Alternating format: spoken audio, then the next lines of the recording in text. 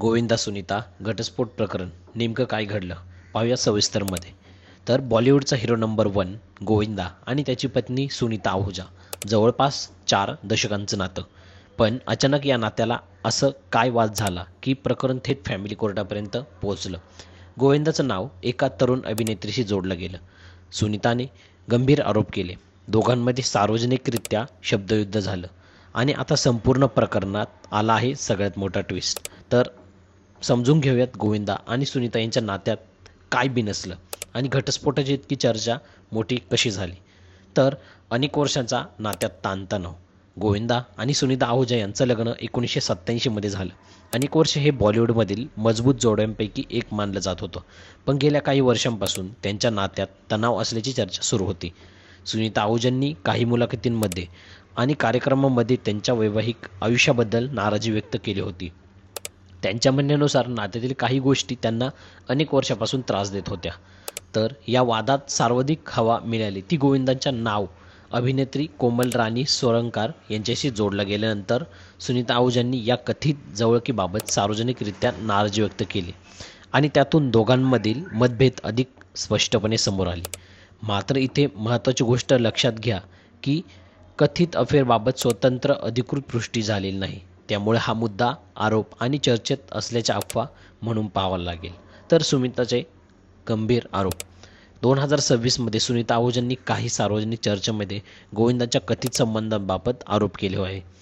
त्यांनी सांगितलेल्या गोष्टींमुळे हा विषय केवळ अफवांपुरता राहिला नाही, तर त्यांच्या वैवाहिक नात्यातील तणाव पुन्हा चर्चेत आला. दुसरीकडे गोविंदाने सुनीताच्या सार्वजनिक वक्तव्यावरती नाराजी व्यक्त केली आणि त्यांच्यातील आपली बदनामी केल्याचा आरोप केला. म्हणजे हा वाद एकतर्फी नव्हता. दोन्ही बाजूंनी आरोप आणि प्रत्यारोप समोर येत होता. तर वेगळे राहण्याचं कारण पाहूयात. गोविंदा आणि सुनीता वेगवेगळे राहत असल्याच्या यापूर्वी चर्चा झाल्या होत्या. मात्र सुनीतांनी पूर्ण स्पष्ट केले की वेगळ्या राहण्यामागे गोविंदाच्या राजकीय कामामुळे घरात सतत लोकांची ये-जा होत होती आणि कुटुंब प्रायव्हसीचा प्रश्न निर्माण झाला होता. त्यामुळं वेगळं राहणं म्हणजे त्यावेळी नातं संपलं असा अर्थ त्याने स्पष्ट होत नाही. मग फॅमिली कोर्टाचं कसं गेलं?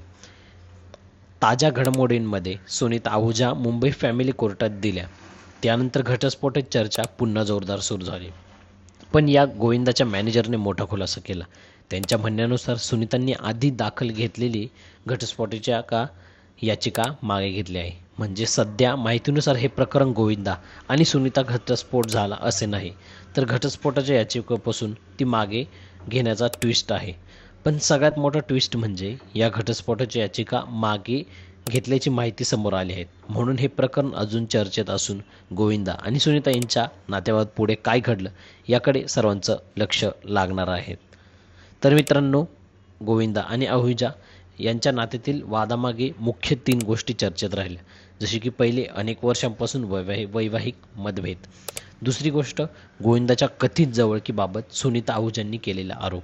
आणि तिसरी गोष्ट म्हणजे हा कौटुंबिक वाद सार्वजनिक झाल्याचे निर्माण मोठा तणाव झाला आहे. धन्यवाद.